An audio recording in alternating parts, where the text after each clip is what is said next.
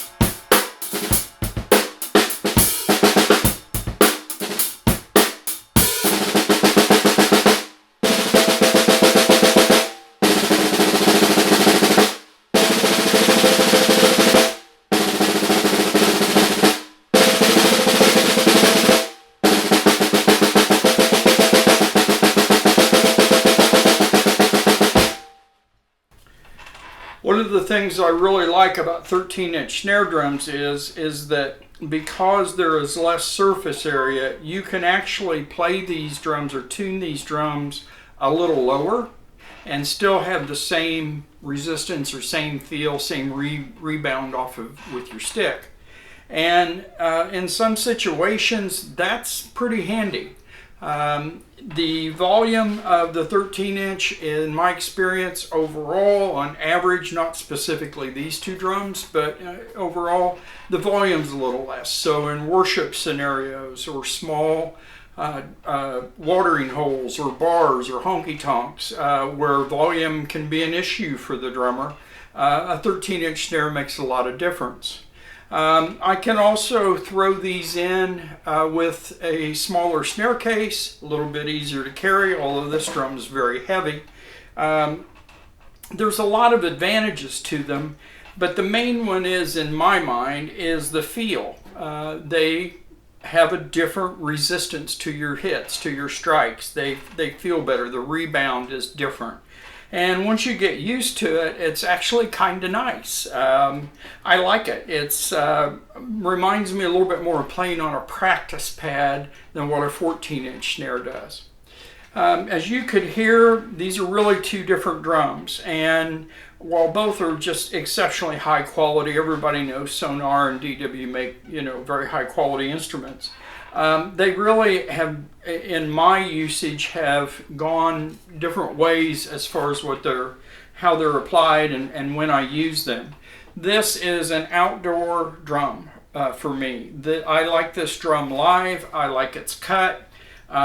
In medium to larger venues or outside venues, especially when there's not, when you're with a band or on a gig, that there's not a lot of overall amplification.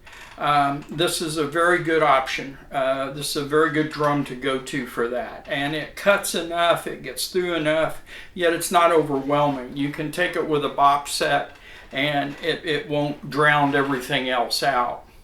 The Sonor, especially with its two internal mufflers, which I have grown to really appreciate, and of course I'm a fan of internal mufflers anyway, the Sonor is becoming an overall gig drum, especially for small to medium venues and indoors.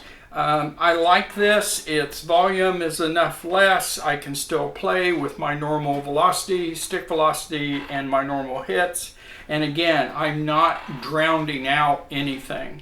I can adjust the tone more. I can add a little more ring if the hall that we're in has more echo or more resonance, if you will, long term.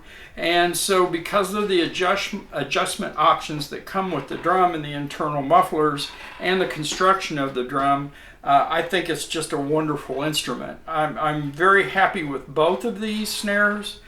Plan to keep both of them for a long, long time. And for a 13-inch snare, I don't think you can go wrong with either one. Hey, thanks for watching. I appreciate all the support I've gotten on the videos. I'm getting ready to upgrade my sound system here to try to bring you even a little bit better quality sound on the videos. So again, thank you all for your support.